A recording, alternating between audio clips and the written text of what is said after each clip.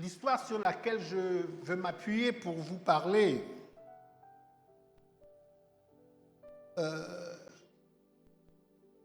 dans cette histoire, l'Esprit a placé un miroir sombre.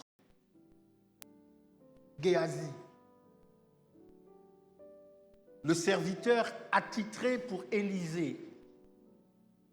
Géasi était pour Élisée exactement ce que Élisée avait été pour Élie. Même maison, même proximité, même exposition aux miracles, aux manifestations de la puissance de Dieu.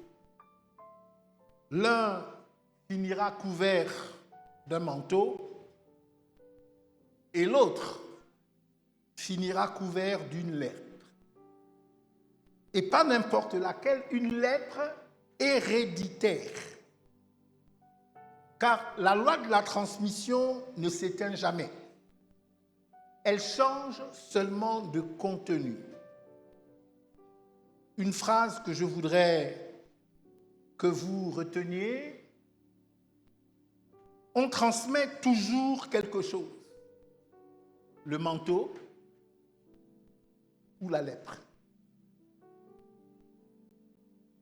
Vous voulez que je le redise pour être entendu?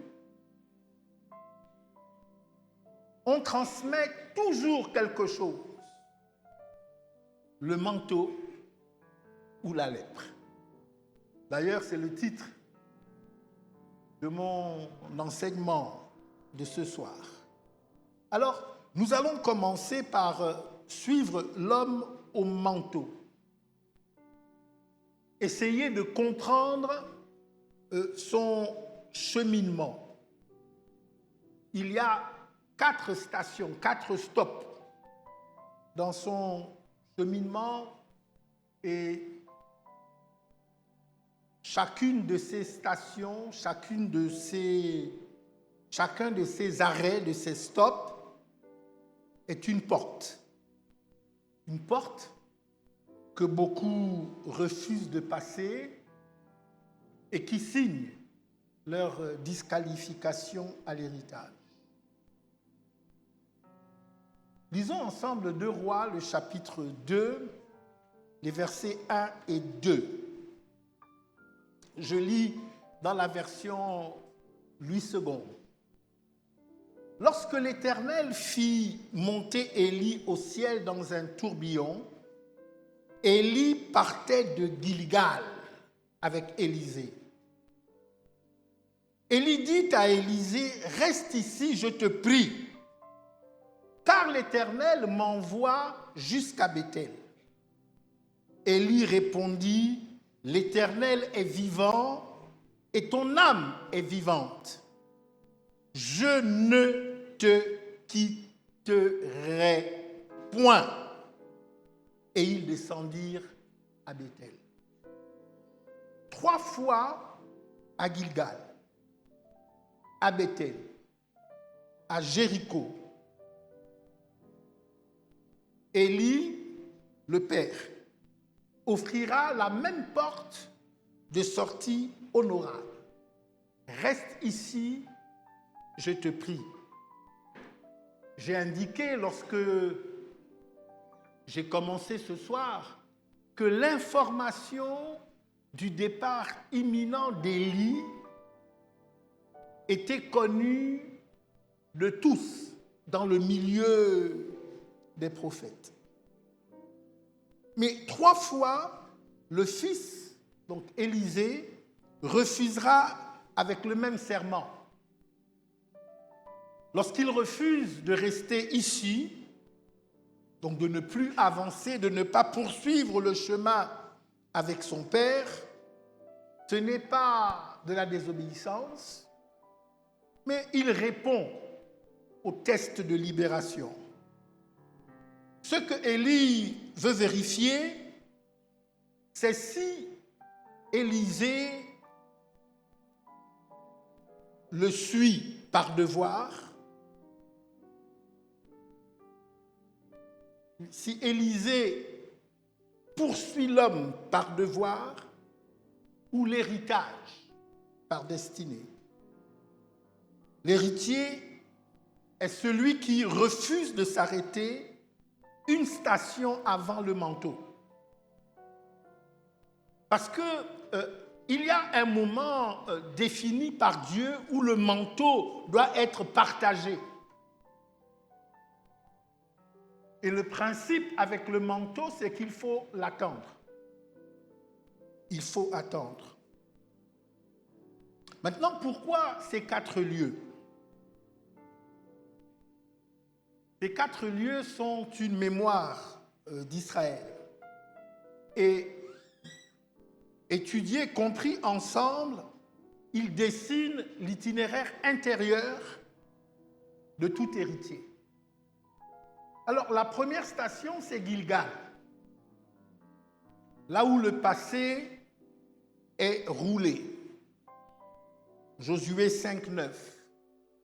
L'Éternel dit à Josué, « Aujourd'hui, j'ai roulé de dessus vous l'opprobre de l'Égypte. » Et ce lieu fut appelé du nom de Gilgal jusqu'à ce jour. Donc, Gilgal, c'est le lieu de la circoncision après le désert. L'endroit où Dieu a roulé, l'endroit où Dieu a effacé l'opprobre. C'est la première porte de l'héritier. Tu ne peux pas hériter si tu n'as pas réglé les comptes avec ton passé. Personne ne peut porter le manteau du Père avec sur ses épaules la honte de l'Égypte. Ce que Dieu n'a pas effacé à Gilgal te fera boiter à toutes les stations suivantes. Alors, je veux poser là un tout petit peu, parce que l'une des grandes difficultés que nous avons avec ceux qui aspirent à être des instruments entre les mains de Dieu pour ce que Dieu fait aujourd'hui, c'est le souvenir. Et souvent le souvenir de ses fautes.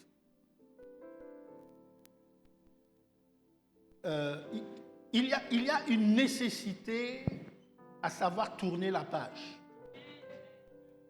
Ouais. Laisser le passé au passé.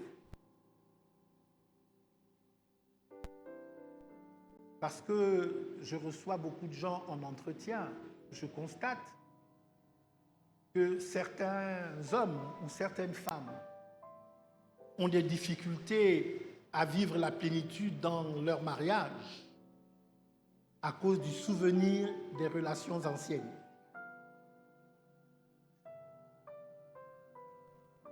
À un moment donné, il faut pouvoir tourner la page. Il faut pouvoir oublier, ou disons ne plus considérer. C'est pourquoi laissant ce qui est en arrière, je crois que c'est ce que le livre hébreu nous dit. Abandonnant le péché qui nous environne, courons avec persévérance dans la carrière qui est ouverte. La deuxième station, c'est Béthel. Béthel qui signifie la maison de Dieu. Jacob est en fuite lorsqu'il arrive à Béthel. Il pose sa tête sur un rocher pour dormir. Et pendant qu'il dort, il voit des anges qui montent et qui descendent. Alors la Bible dit au verset 17 du chapitre 28 de Genèse, il eut peur et il dit que ce lieu est redoutable. C'est ici la maison de Dieu. C'est ici, la porte des cieux. Béthel, c'est l'échelle de Jacob. C'est le lieu où un fugitif découvre que la terre a des portes vers le ciel. C'est un lieu. C'est le lieu où la vie de Jacob prend une nouvelle tournure. C'est le lieu où Dieu choisit de le façonner. Et Jacob comprend que ce lieu ne doit pas être un lieu de passage. Il comprend que ce lieu doit être une maison. Une maison où il apprendra à vivre sous un ciel ouvert. L'héritier sans Béthel veut un manteau, mais sans jamais avoir appris l'appartenance et la crainte de la maison. Hier soir, du moins dimanche dernier, nous l'avons dit, un fils flottant, ça n'existe pas. Dans le parcours ou dans le cheminement qui est le vôtre avec Dieu, à un moment donné, il faut s'arrêter et se planter. Il faut s'établir. Il y a des choses que Dieu veut te donner qu'il ne te donnera pas tant que tu n'auras pas fait l'expérience de Béthel. Tant que tu n'auras pas fait l'expérience de t'arrêter dans la maison de Dieu. C'est dans la maison de Dieu pour toi que ça se passe. Troisième station, Jéricho. Jéricho, c'est la ville dont les murailles sont tombées par l'obéissance d'une génération qui a marché en silence. En fait, ce qu'il faut comprendre, c'est que cette victoire n'a pas été obtenue en utilisant les moyens de guerre habituels. Les pères ont eu la révélation de ce qu'ils devaient faire. Et sans aucun combat, ils ont mis en déroute leur adversaire parce qu'ils avaient appris, ils avaient compris de Dieu la méthode. En fait, la station de Jéricho, c'est la station où l'on reçoit l'expertise du Père, où on reçoit la révélation du Père, ce qui ne saute pas aux yeux de façon naturelle, mais que seul le Père a la capacité de transmettre. L'héritier marche sur un sol jonché de murailles effondrées. Il sait, parce qu'il l'a appris de ses pères, que les forteresses ne tombent pas par la force, mais par le fait de s'aligner, d'être cohérent avec ce que Dieu dit et fait. Qui n'a pas médité les Jérichos de ses pères répétera leur désert. Quatrième station, le Jourdain. 2 Rois 2, les versets 7 et 8. 50 hommes d'entre les fils des prophètes arrivèrent et s'arrêtèrent à distance vis-à-vis. Et eux deux s'arrêtèrent au bord du Jourdain. Alors Élie prit son manteau, le roula et en frappa les eaux qui se partagèrent çà et là, et ils passèrent tous deux à sec. Le Jourdain, donc, c'est la frontière. C'est le fleuve qu'Israël a traversé pour entrer dans la promesse. C'est le lieu de tous les dépouillements. Ce que vous devez savoir, c'est qu'il n'y a pas de transfert tant que vous n'avez pas traversé le Jourdain. Tant que vous n'aurez pas renoncé à vos propres intérêts. Tant que vous n'aurez pas renoncé à vos propres ambitions. J'ai le souvenir. En 1992, lorsque Dieu me parle avec plus de précision sur la réalité de mon appel, que Dieu me montre par rapport à ce que doit devenir ma vie, est en parfaite contradiction avec les choses pour lesquelles mes parents m'ont donné une éducation. Vous savez, la plupart d'entre nous, nous avons des enfants et nous formons des rêves pour nos enfants. Un père et une mère de famille peuvent imaginer que mon fils Stéphane deviendra un grand médecin. Ma fille Cunégonde, elle deviendra... Pourquoi vous riez?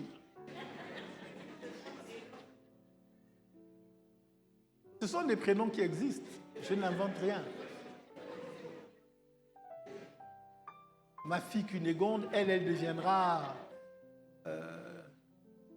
une grande économiste ou une experte mondiale en matière de finance, etc. Donc les parents font des rêves pour les enfants. Et parfois, ils arrivent à transmettre, à communiquer leurs rêves à leurs enfants. Et puis parfois, nous-mêmes en tant qu'enfants, pendant que nous grandissons, nous admirons des adultes. Et souvent, nous voulons ressembler à ces adultes que nous admirons. C'est comme ça qu'un jeune garçon de 3 ans peut avoir pour rêve de devenir policier. Parce que pour lui, le policier, c'est ce qui représente l'ordre, c'est ce qui représente la force, c'est ce qui représente le pouvoir. Et lorsque Dieu me parle en 1992, ce que je découvre, c'est que pour embrasser ce que Dieu voudrait que je devienne, je dois renoncer. Je dois renoncer aux rêves de mon père et de ma mère. Je dois renoncer à mon propre rêve. En fait, rien ne tombera sur toi si tu n'as renoncé à rien.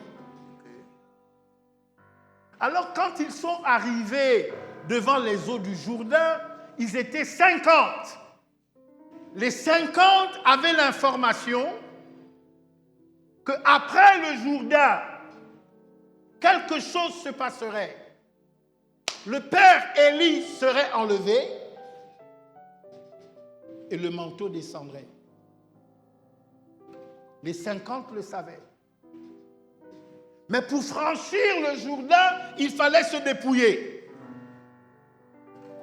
50 ont fait le choix de rester à distance, ensemble. Il n'y a que 2. Il n'y a que 2 qui ont traversé.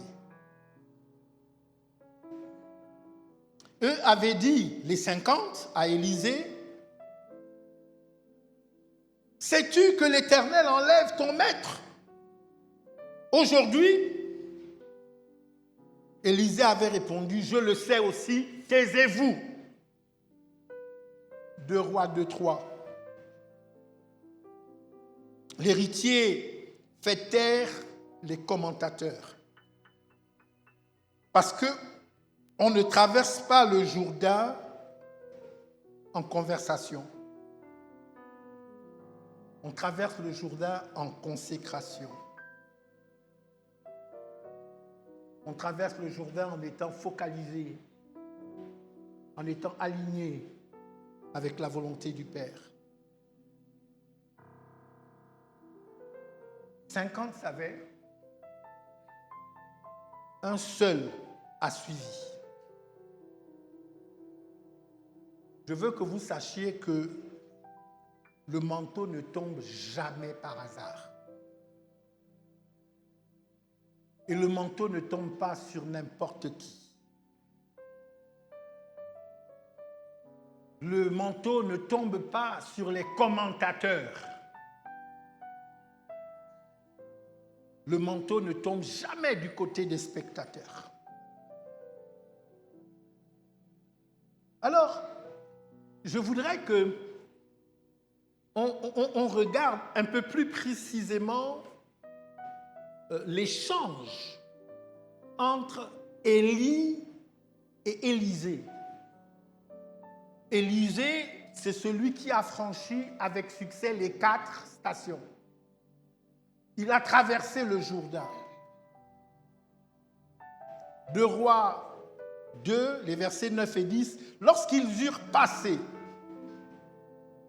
Élie dit à Élisée, « Demande ce que tu veux que je fasse pour toi, avant que je ne sois enlevé d'avec toi. »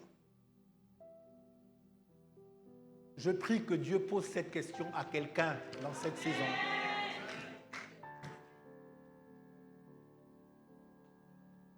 Demande ce que tu veux que je fasse pour toi avant que je sois enlevé d'avec toi.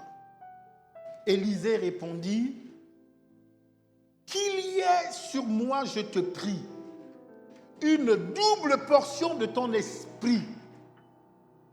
Élie dit, tu demandes une chose difficile.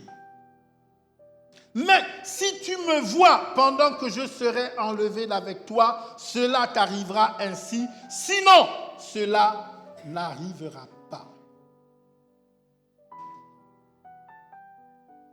Je lis cette portion des Écritures. C'est un texte que j'ai lu régulièrement et sur lesquels il m'est arrivé dans le passé de prêcher.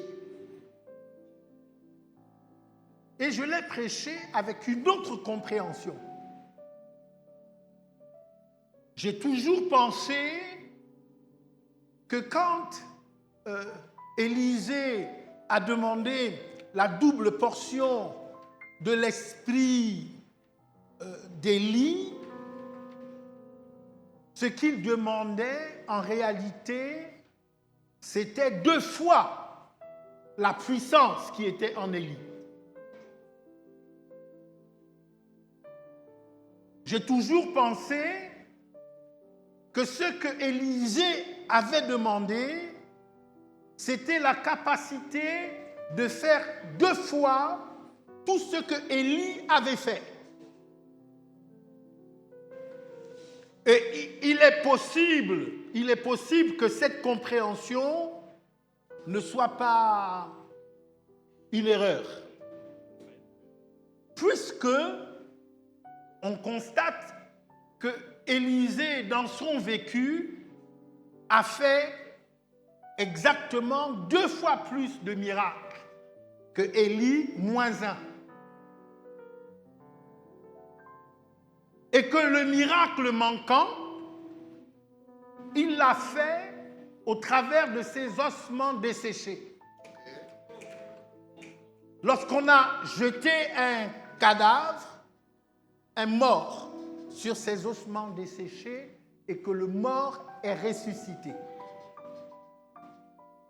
Mais en lisant un peu plus profondément et en allant à la rencontre des mots en hébreu qui sont utilisés, j'ai compris qu'en réalité, lorsque Élisée demande la double portion,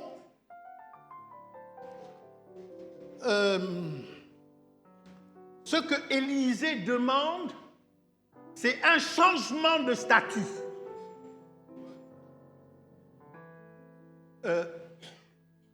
Quand Élie pose la question à Élisée, Élisée est connu comme l'homme qui verse l'eau sur les mains d'Élie. Élisée est le serviteur d'Élie. Mais quand il demande la double portion,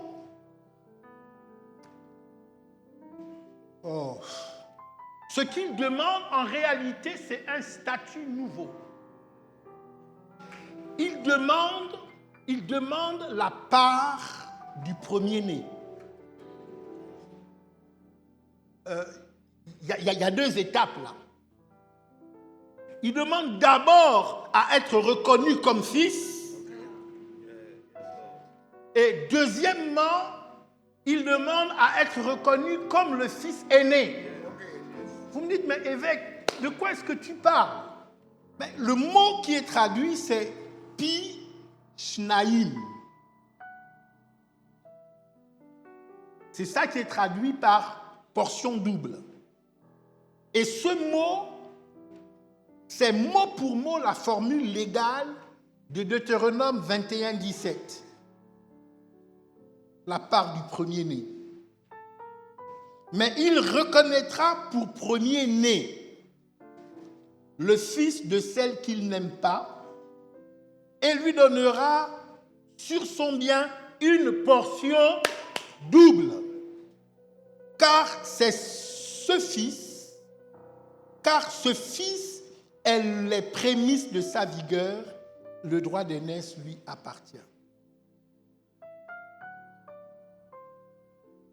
La portion double d'Élisée est mot pour mot la formule légale de Deutéronome 21, 17.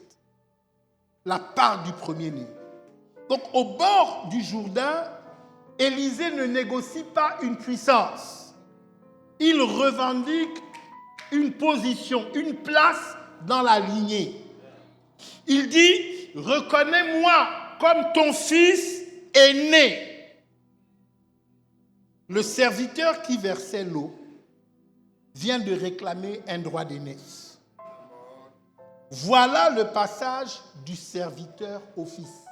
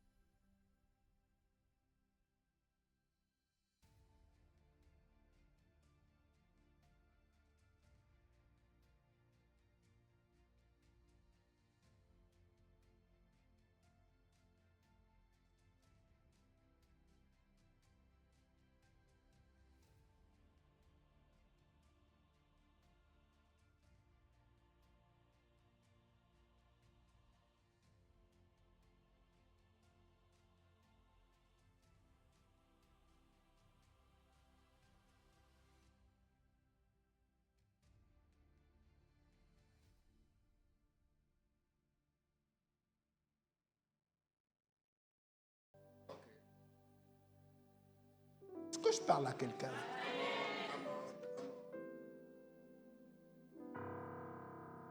Lisons 2 Rois 2, les versets 11 et 13.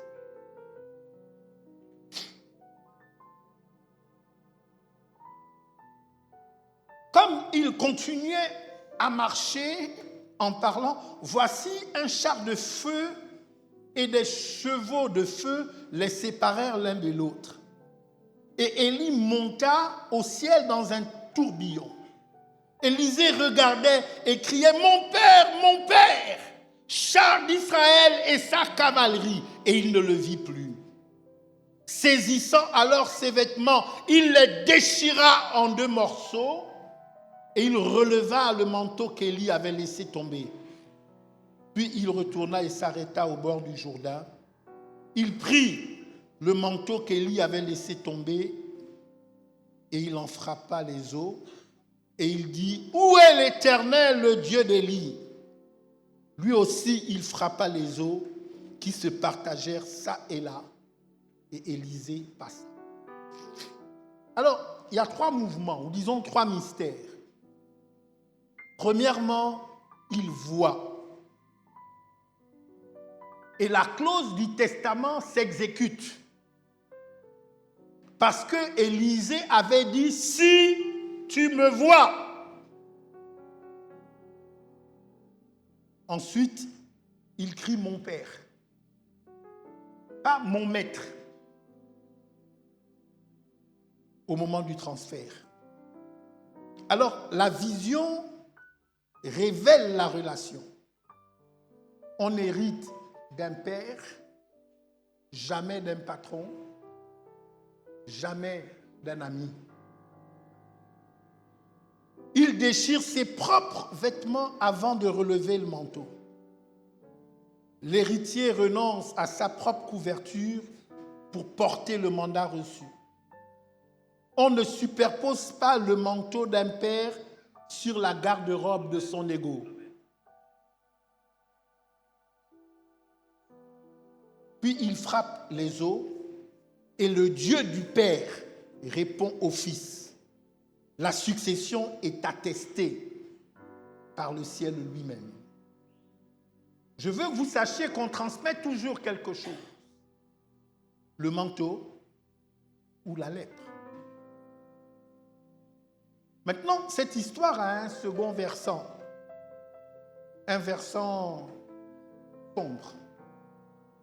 Car dans la maison du nouveau père, il y a un autre serviteur qui observe. Et lui aussi, un jour, il va courir.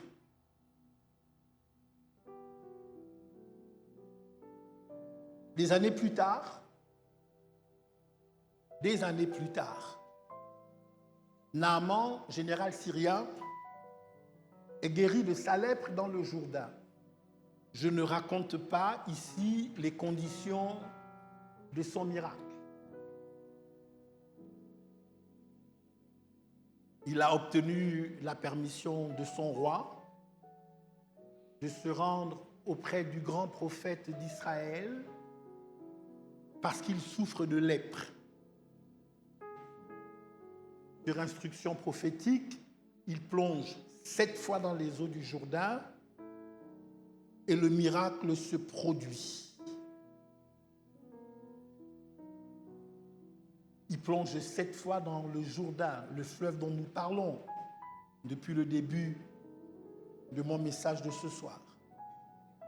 Alors, il décide d'offrir une fortune en reconnaissance à Élisée. 2 Rois 5,16, voici ce que Élisée répond. « L'Éternel dont je suis le serviteur est vivant, je n'accepterai pas. » Naaman le pressa d'accepter, mais il refusa. Le miracle est déjà fait. Le geste de Naaman est un geste de reconnaissance.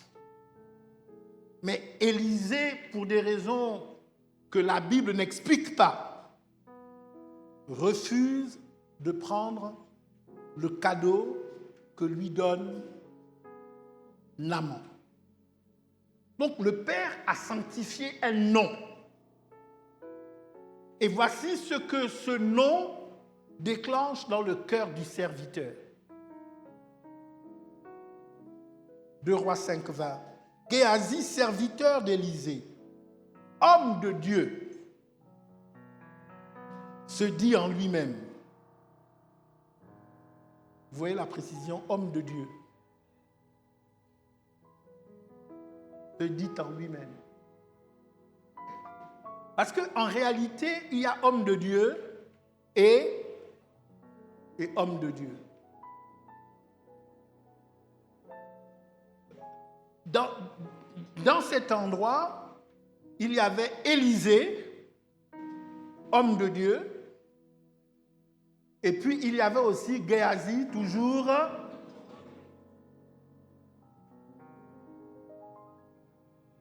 Voici donc ce que se dit Géasi, serviteur d'Élisée, mais homme de Dieu. Donc, on peut être homme de Dieu et en même temps être serviteur. Bon, bref. Et il se dit en lui-même, voici mon maître a ménagé Naaman, ce Syrien, en n'acceptant pas de sa main ce qu'il avait apporté. L'Éternel est vivant.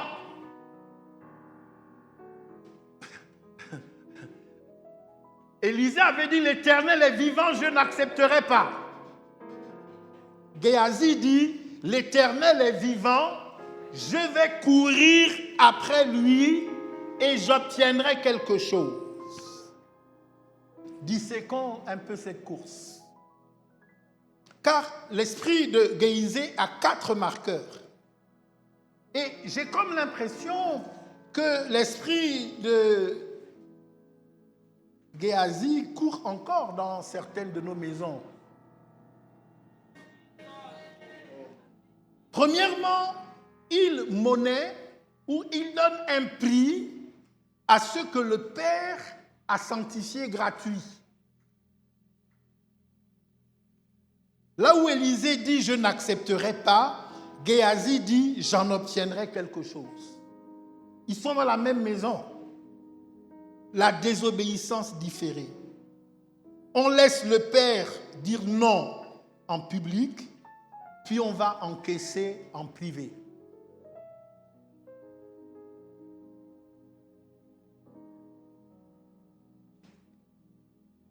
Deuxièmement, il court derrière le mauvais char.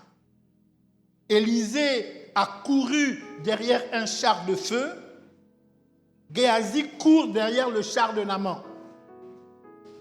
Derrière l'homme béni au lieu du Dieu qui bénit. Dis-moi quel char accélère ton pas. Je te dirai quel héritage t'attend. 3. Il engage le nom du Père dans un mensonge. Il dit « Mon maître m'envoie. Donne, je te prie, un talent d'argent et 2 vêtements. » 2 Rois 5, 22. Il falsifie le mandat. Et notez le raffinement du mensonge, il invente 2 fils des prophètes dans le besoin. Il marchande jusqu'au concept de fils. L'esprit de Géasi utilise toujours le nom d'un père qu'il n'honore plus. Moi, je sais que je suis régulièrement victime de cet esprit-là. L'évêque m'envoie te dire. L'évêque a dit que. Et puis je dis, j'ai jamais dit ça. C'est pas moi qui l'ai envoyé. L'esprit de Géasi.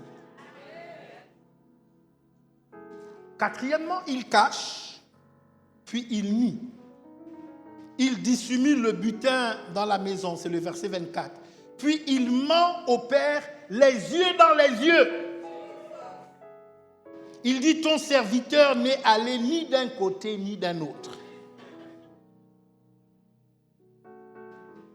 La convoitise commence par une course et finit toujours par un double mensonge. À l'homme d'abord et puis ensuite à Dieu. 2 Rois 5, 26, 27. Mais Élisée lui dit, mon esprit n'était pas absent lorsque cet homme a quitté son char pour venir à ta rencontre. Est-ce le temps de prendre de l'argent et de prendre des vêtements, puis des oliviers, des vignes, des brebis, des bœufs, des serviteurs et des servantes? La lèpre de Naaman s'attachera à toi et à ta postérité pour toujours. Et Géasi sortit de la présence d'Élisée avec une lèpre comme la neige. Verdict vertigineux. Géasi hérite quand même. Il voulait les vêtements de Naaman, il reçoit la peau de Naaman. Il a couru après ce que portait l'homme du monde, il a attrapé ce que portait l'homme du monde. Et la sentence enjambe les générations. À toi et à ta postérité. La loi de la transmission a fonctionné en négatif. Alors, trois questions que je voudrais poser et chacun doit y répondre pour lui-même, en lui-même. Question 1. Qu'est-ce qui accélère ton pas dans la maison de Dieu? La présence du Père ou les avantages de la maison? Sois précis. Repense à ta dernière course. Question 2. Que fais-tu des noms de tes pères? Quand l'autorité que Dieu t'a donnée exprime un refus, vas-tu encaisser en secret ce qui a été refusé en public?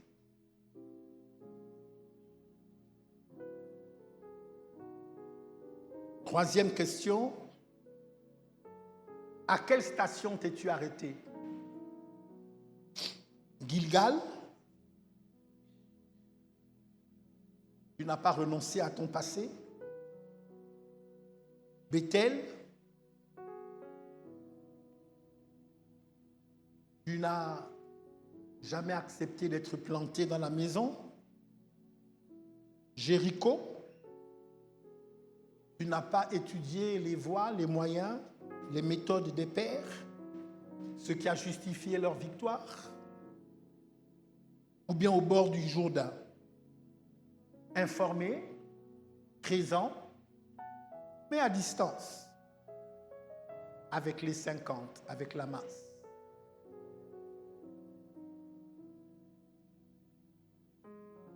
Alors, en ce qui concerne les fils, je voudrais que vous reteniez 5 verbes. C'est le protocole du fils. Premièrement, il sert sans calcul. La carte de visite céleste d'Élysée, la carte de visite. Comment il était connu dans les cieux et sur la terre, qui versait l'eau sur les mains d'Élie. 2 Rois 3, 11. Le seau d'eau précède toujours le manteau. Servir sans calcul. Je suis toujours dérangé lorsque je suis à l'église de constater que beaucoup de chrétiens veulent être remerciés. Ils veulent être remerciés publiquement pour les choses qu'ils font pour Dieu. Tout le monde doit savoir que c'est toi qui as balayé l'église.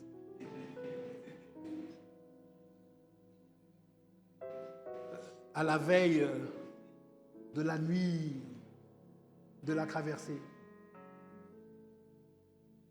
Tout le monde doit savoir que c'est toi qui as mis ta voiture à disposition. Quand l'orateur international est venu en séminaire, tout le monde doit savoir que c'est toi qui cuisines les repas. Et tout le monde doit être reconnaissant. On doit te dire merci. Et il faut qu'on te dise merci publiquement.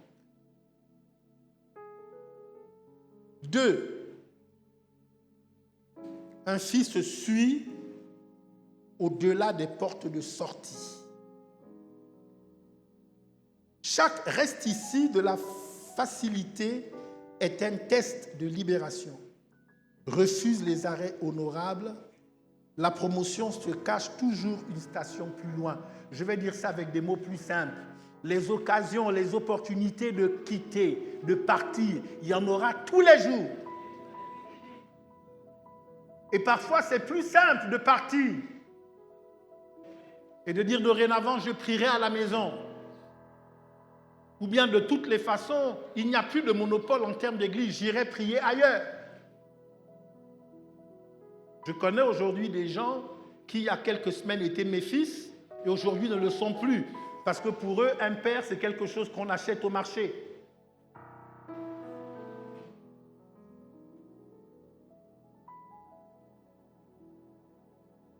Un fils, il reste. En fait, quand le père avance et lui dit reste ici, il refuse de rester ici. Il avance avec le père. Donc le Fils suit. Troisièmement, il voit. Il cultive le regard. Il demeure jusqu'au bout des processus, des transitions, des fins de saison. Ceux qui partent avant l'enlèvement manquent la clause du testament.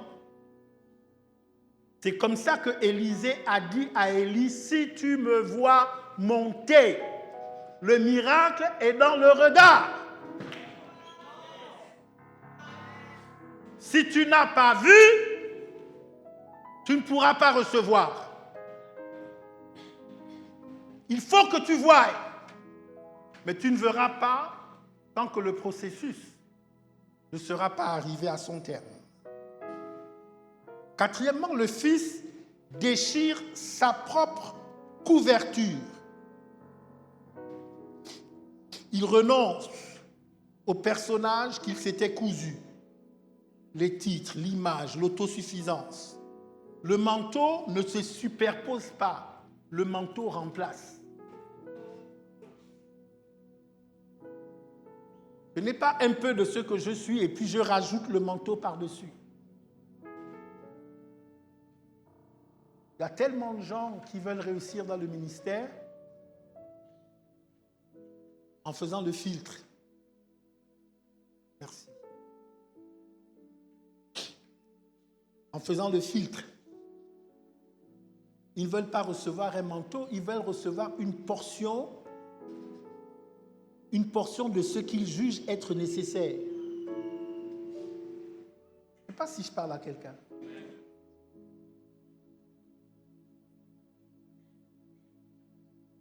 Cinquièmement, il relève ce qui tombe. Le manteau ne se vole pas. Le manteau ne s'achète pas. Il ne se réclame pas au tribunal. Il se relève. Il faut que tu sois à l'endroit exact où le manteau tombe. C'est-à-dire derrière un père jusqu'au bout.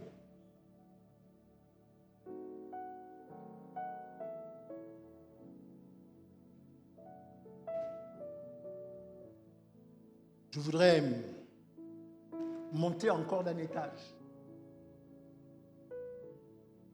Car cette histoire de manteau n'était qu'une répétition générale. Le vrai Jourdain, le vrai aîné, le vrai manteau, c'est maintenant que je veux en parler.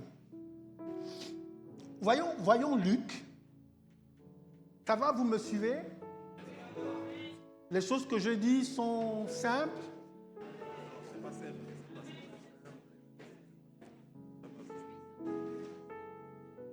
Les choses que je dis sont compréhensibles.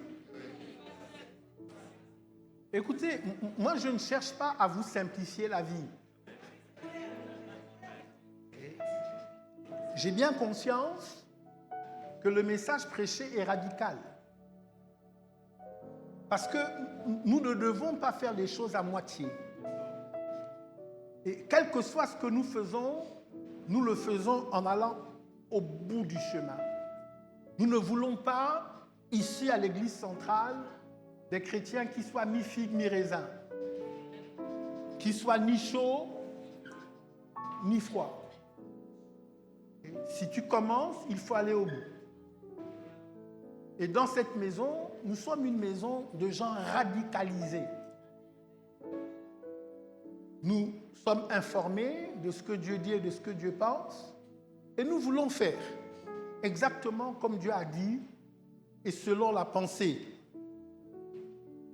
révélée, exprimée. Luc 3, 21 et 22, tout le peuple se faisant baptiser, Jésus fut aussi baptisé. Et pendant qu'il priait, le ciel s'ouvrit. Et le Saint-Esprit descendit sur lui sous une forme corporelle comme une colombe. Et une voix fit entendre du ciel ces paroles. Tu es mon fils bien-aimé, en toi j'ai mis toute mon affection. Ce texte, c'est 1000 ans plus tard. Donc, un autre homme descend dans ce même fleuve, le fleuve du Jourdain. Et regardez l'ordre des choses. Car, en fait, tout ce que je viens de vous dire est vérifié dans ce message. La voix déclare, tu es mon fils. Ce n'est qu'après cela que Jésus fait son premier miracle. Ce n'est qu'après cela que Jésus prêche son premier sermon. La première œuvre, c'est après cela. La colombe ne descend pas sur une performance. Elle descend sur une identité déclarée.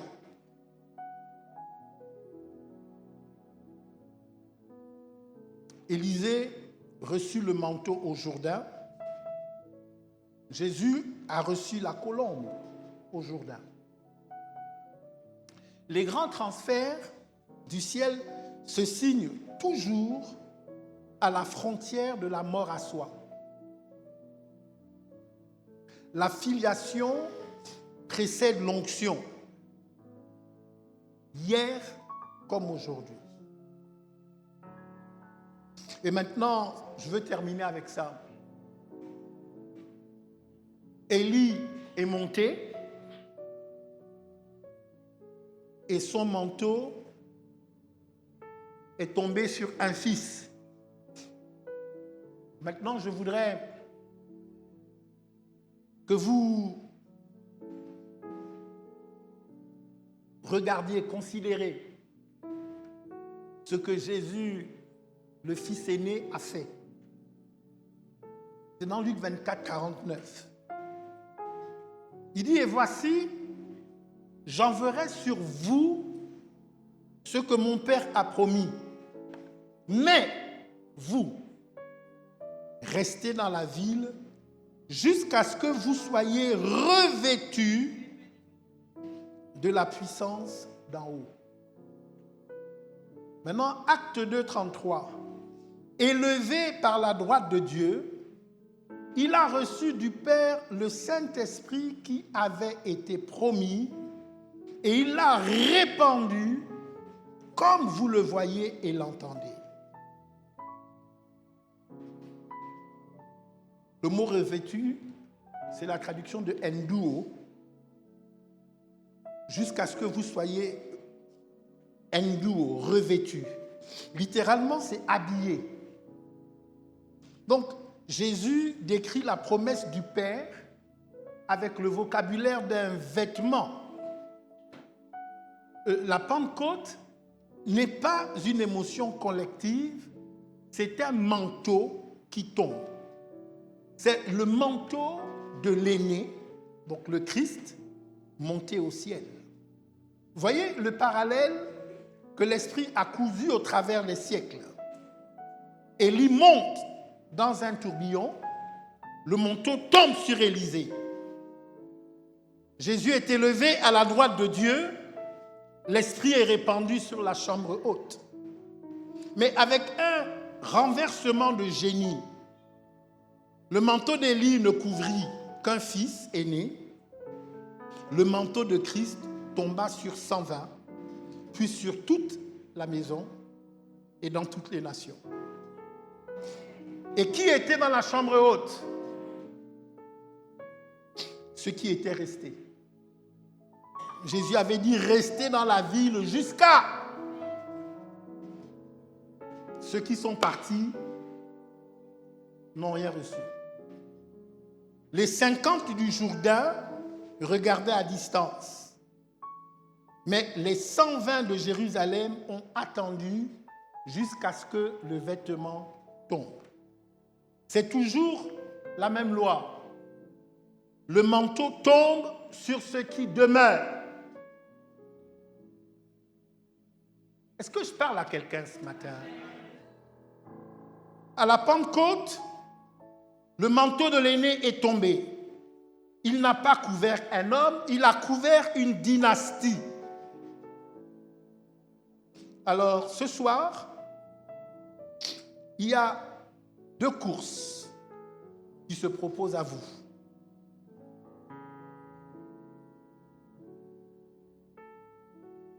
Il y a la course de Géasi, derrière les chars de Naaman, la course des Géasi, derrière les chars des Naaman de ce siècle, vers les talents d'argent qui s'attachent à la peau et à la postérité. Et puis, il y a la course d'Élysée, derrière un père, à travers Gilgal, Bethel, Jéricho, jusqu'au Jourdain, vers un manteau qui ouvre tous les fleuves. La première course rapporte vite et coûte des générations. La course de Géasi. La seconde coûte tout, mais elle couvre des générations. Que personne ne sorte de cette salle sans courir. En fait, personne ne sortira de cette salle sans courir. La vraie question, c'est tu vas courir derrière quoi?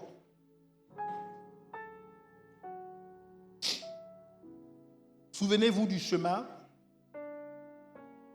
un jour annoncé à tous, des stations que seuls les fils traversent, le passé effacé, le fait d'être planté dans la maison, les victoires des pères étudiées, la mort à soi consommée. Une requête de premier-né, une clause de regard, des vêtements déchirés, un manteau relevé. Et de l'autre côté du miroir, une course, un mensonge, une lèpre héréditaire, 2 hommes, une maison et la loi qui ne dort jamais. On transmet toujours quelque chose, le manteau ou la lèpre. Que personne ne reparte ce soir en spectateur du Jourdain. Traverser, demeurer, relever. Que Dieu vous bénisse.